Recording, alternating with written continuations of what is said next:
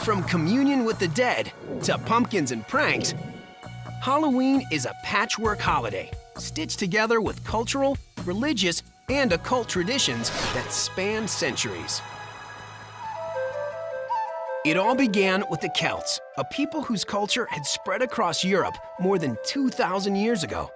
October 31st was the day they celebrated the end of the harvest season in a festival called Samhain. That night also marked the Celtic New Year and was considered a time between years, a magical time when the ghost of the dead walked the earth. It was the time when the veil between death and life was supposed to be at its thinnest. On Samhain, the villagers gathered and lit huge bonfires to drive the dead back to the spirit world and keep them away from the living. But as the Catholic Church's influence grew in Europe, it frowned on the pagan rituals like Samhain. In the 7th century, the Vatican began to merge it with a church-sanctioned holiday. So November 1st was designated All Saints' Day to honor martyrs and the deceased faithful. Both of these holidays had to do with the afterlife and about survival after death. It was a calculated move on the part of the church to bring more people into the fold. All Saints' Day was known then as Hallowmas.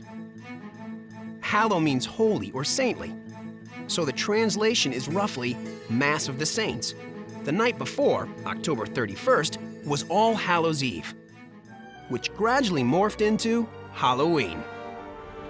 The holiday came to America with the wave of Irish immigrants during the potato famine of the 1840s. They brought several of their holiday customs with them, including bobbing for apples and playing tricks on neighbors, like removing gates from the front of houses. The young pranksters wore masks so they wouldn't be recognized.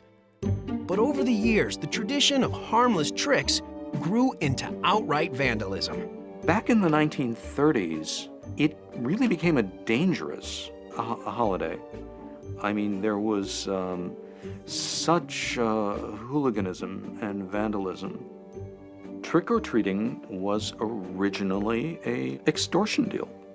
Give us candy or we'll trash your house. Storekeepers and neighbors began giving treats or bribes to stop the tricks, and children were encouraged to travel door to door for treats as an alternative to troublemaking. By the late 30s, trick or treat became the holiday greeting.